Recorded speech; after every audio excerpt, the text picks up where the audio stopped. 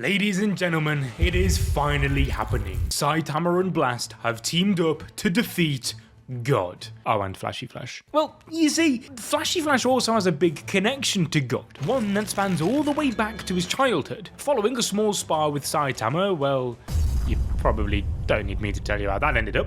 Genos, the caped baldy and 4 locks in the face. Sorry. I mean, Flashy Flash head out to answer a monster alert. Whilst they find themselves in front of your average Reddit user, the real surprise is the appearance of Speeder Sound Sonic.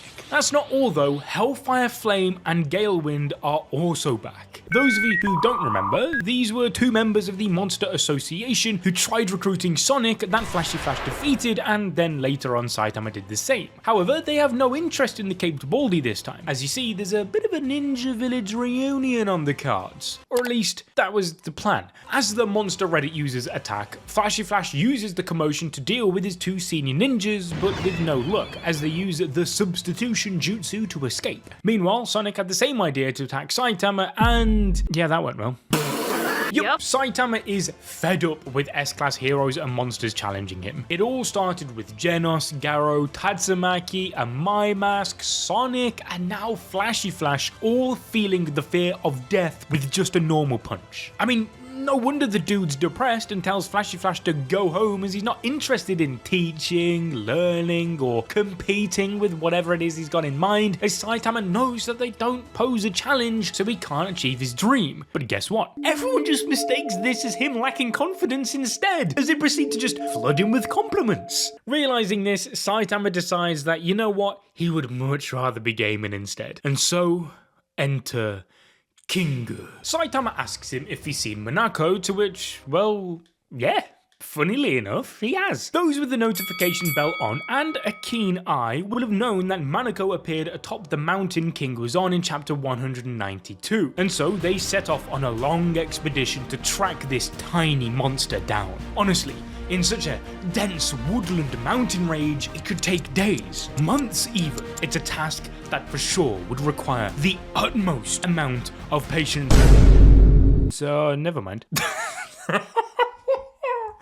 Oh, I can't. Saitama straight up just breaks the 4th wall, bending reality itself to find Monako in only 3 panels. Thus, Flashy Flash commences his questioning about God, but no luck. However, there is a man in town who may be able to help. Blast. He's on Earth observing experimentation on monsters to separate their monster cells. The key is to learn how to undo the monstification process as much as possible and turn them back to human. According to Dr. Genus, the desire to become a monster can stem from unhealthy habits, a complex, or dissatisfaction with oneself. These factors cause aberrant cell responses and transform the human body. In most cases, when someone monsterizes through obsessive behavior, they reflect it. For example, Crablante and his cravings for eating crab. Ingesting monster cells, on the other hand, amplifies a human's strength considerably, as seen with Hellfire Flame and Gale Wind. The issue is that after eating a monster cell, that's it. You can't grow any stronger than what you've become. Nonetheless, the monster cell separation procedure doesn't seem to be quite perfect yet, as 2 monsters from the martial arts tournament are left in critical condition, subsequently scaring the crap out of Monako. She begs that they don't do the same to her, as she was never human in the first place. Because you see, Monako is actually a piece of Gyoro that was separated during the incubation process and gained sentience. However, the experiments do seem to have some positive effect, as we see one of the monsters get up and ask for a round 2. It's clear that whilst looking like a monster, their humanity has returned. In doing so, his numbers stabilize and provide some promising results, proving to Blast that their spiritual fortitude is key to reverting them back to human. Because you see, when you eat a monster cell, a drug is secreted within the brain that removes human morals. Therefore, the key is to regain the morals that you lost, linking back to what Saitama mentioned about why he is the strongest, as he refers back to his immensely strong human spirit. All of this explains how God preys upon people with a weak spirit. His his goal is to find himself a new and worthy avatar that can house his full power in order for his full resurrection. When we look at those who fell for his trap, we have Homeless Emperor, who was at the lowest point a human could be, contemplating to game end himself. Psychos was another one. Due to Fubuki cutting off her powers, she desperately seeked out a way to grow stronger so that she could enact on her ideologies of wiping out humanity, as she viewed them as a disease to the planet. Tatsumaki confirms this in chapter 132 when she states, "You of all people should know that the only ones who gather around espers are those trying to use them. It's because you're not mentally ready that you get yourself seduced by some strange being and used as a pawn." This is why Tatsumaki is so hell-bent on trying to protect Fubuki by making her live a life of perceived loneliness. Subsequently, her strong mental fortitude was what allowed her to reject God's advances in chapter 156. And then, of course, there was Garou, who also, despite being at a low point in his life, saw through God's disguise, yet admitted in chapter 168 that his spirit was weak, thus was still affected. Moreover, we see in chapter 196 that Flashy Flash, and more importantly Sonic, also fit this criteria. During a flashback of them outside the ninja village, Sonic talks about how the memories of the time Flash spent on the outside is keeping his current sense of self supported. On the other hand, Sonic was born with a very powerful soul, thus the village couldn't control him as he had a dream for the future. It's also why monster cells had no effect on him in the first place when he tried to eat them. This is what makes them outliers amongst the ninja village and why they haven't joined forces with the leader and become members of the Heavenly Ninja Party. They have goals, they have dreams, they have purpose. Together, the two vowed to destroy the village and build a new one to raise orphans like themselves in a free and open environment, as they view the true value of power to be living life as you please. This backs up Blast's claim about a monster's psychological state being the secret to reverting them back to human. For example, this monster is regretful of what they've become. They're not at the low point in their life that they were anymore when they first became a monster. In spite of this, Flashy Flash has more pressing matters. He asks Blast about God, and more specifically, the connection he has with the ninja village. You see, back when Flash was still a wee whippersnapper, he and Sonic skipped training and entered a restricted area of the village, and what they saw was none other than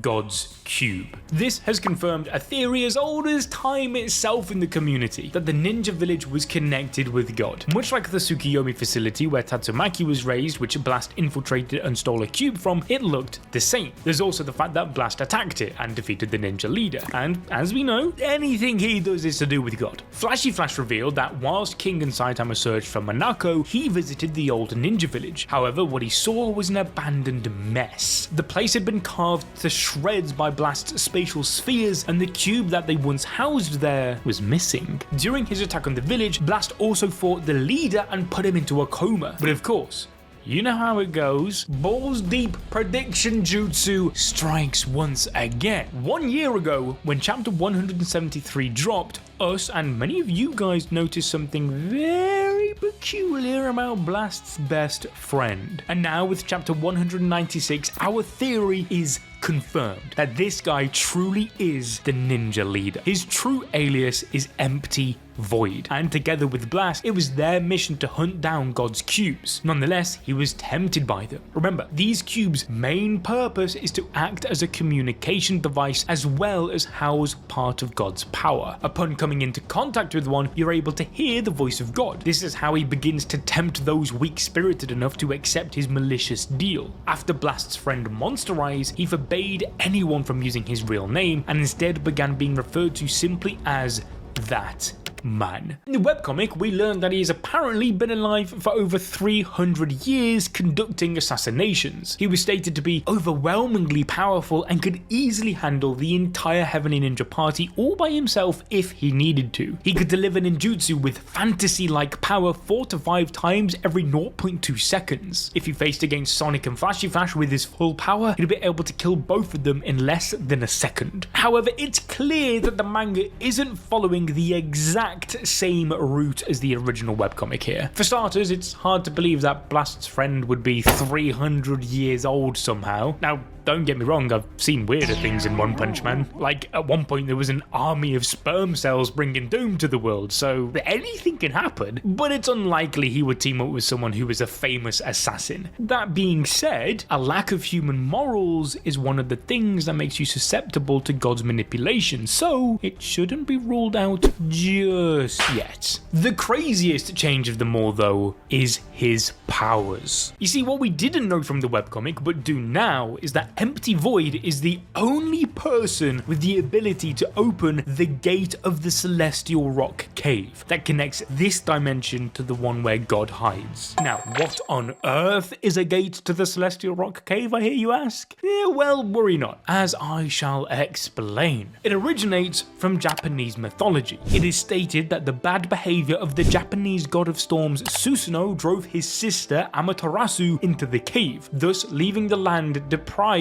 of any and all light. This might sound somewhat familiar, because if you cast your mind back to chapter 139, when Saitama, Monako, and Flashy Flash first touched God's cube, they were teleported to a different dimension. When they peeked through the hole in the wall, they were met with complete and utter darkness. However, what we know is truly on the other side was God, meaning that Saitama himself may have already taken a little look into this rock cave that they speak of. However, as Blast said, only Empty Void has the power to go there on command, hence why the Hero Association are conducting experiments to revert monsters back to humans. If they succeed, they will be able to finally take the battle to God directly and end this war. As we know though, this battle works both ways, as the existence of Saitama alone is attracting God to the hero's dimension. Plus, there's the prophecy that Shibaba were made using God's third eye ability that foretold the end of the world. However, before Saitama's final battle with God can begin, Flashy Flash receives a letter from Sonic. It reads, "That man has awakened. It's time to settle the score." As Sitch points out, the return of that man is very convenient timing. This leads to Blast remembering the past 15 years ago. Void could have easily recovered much sooner and was simply just waiting for the perfect time to return. And since we know he's linked with God directly through his ability, because he can apparently just go visit him whenever he wants apparently, it would make sense for him to have awakened now. As remember, it's only been a couple of days since the event with Cosmic Garrow and the dimensional seal that held God together being damaged. Thus, the Heavenly Ninja Party's plan, led by Empty Void, is to kill Flashy Flash and Blast. What will they do once they've achieved that? Rule the world? Of course!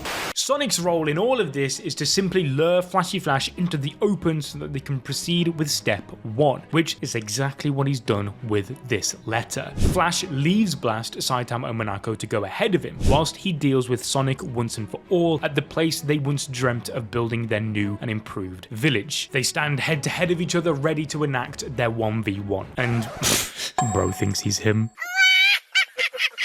In the meantime though, Blast heads off to the base to face off against the ninja village leader, where he invites Saitama with him. Blast doesn't remember that Saitama is also one capable of manipulating the reality of the cosmos like he and Garou can do. This is because Saitama reset the timeline. In fact, not even Saitama knows he defeats Garou. The credit was actually given to Blast instead. The only person who knows the truth is Genos, who then explained it to everyone in hours and hours of monologue. However, Blast himself will know that something isn't right. You know what? I don't actually recall defeating Garou. Nonetheless, things may slowly begin piecing themselves back together once he sees how strong Saitama really is versus the ninja leader, making him a likely permanent candidate for Blast's anti-God squad. Now, in the meantime, if you want to enjoy some more Pika fiction, click this video on your screen right now.